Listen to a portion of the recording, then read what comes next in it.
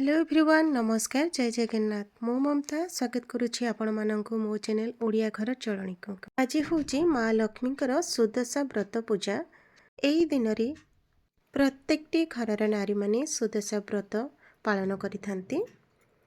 एठी देखंतु गोटी कदली पत्र रे 10टी धूप 10टी चाउल आ फूल 10टी बरकोली पत्र जेमिति पान खिल बना जाए ठीक से ही भाव में तैयारी करनेबी। एठी मामी मो पई आउ तांको पई दुईटी पान खिल भली एठी प्रस्तुत करनउचंती। देखिले ना केते सुंदर भाव में हमर एठी हेई गला। वर्तमान आमे जीवा ठाकुर घर को।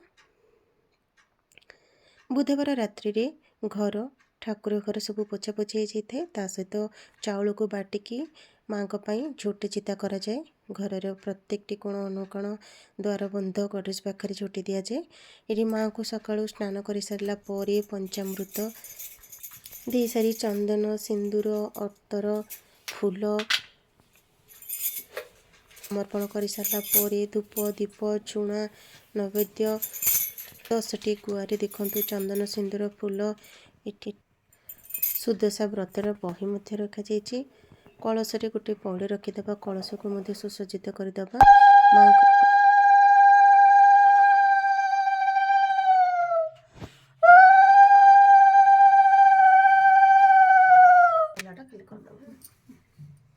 मंदाई परमा लक्ष्मी जगत तारिणी समुद्र मंथन जात होइल तु पुणी तेणुक नाम है लक्ष्मी नारायणी विष्णुंक घरणी मगटू कमलिनी एथु अनंतर दिने एमंत समय नारद महर्षि इंद्र भुवने विजय शिव निमंते दिव्यासन कदेले केवण व्रत कले केवण फल पाई घरणी पुत्र दुहिता केमंत मिलाई एहा मम गंठीर नाम लक्ष्मी नारायणी द्वितीय गंठीर नाम हेला कमलिनी तृतीय गंठीर नाम श्रीहरिहर प्रिया चतुर्थ गंठीर नाम अटे पद्मालया गंठीर नाम अटई कमला अष्ट गंठीर नामटी होइला चंचला सप्तम गंठीर नाम अटे विघ्नसेनी ओढ़ना भी ठीक से रहुनी खाली बड़ी पड़ुछि केते गंठीर नाम सिंदूर दुलणी गंठीर नाम दुर्गति नाशिनी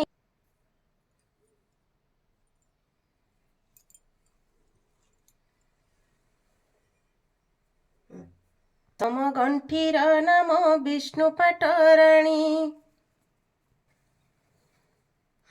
दश नाम धरिण से व्रत गंठी देले लक्ष्मी नारायणी बोली मने सुमरिले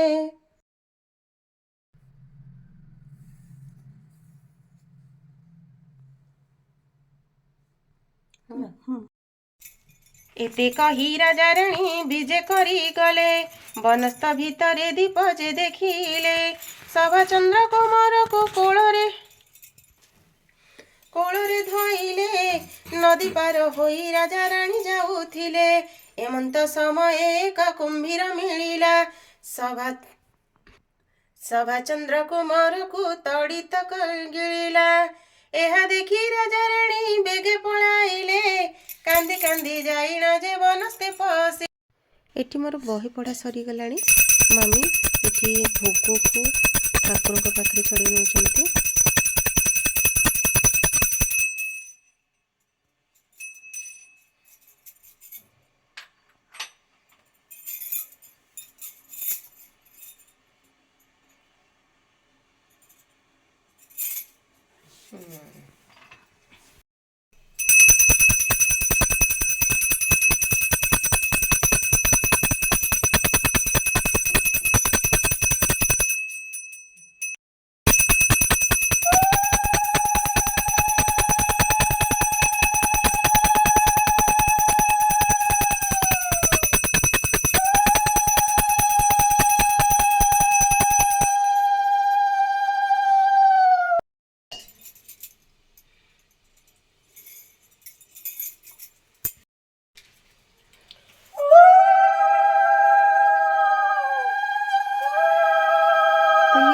आज संपूर्ण पूजा विधि केमी कौन लगे निहाती भाव कमेंट माध्यम जनइबे।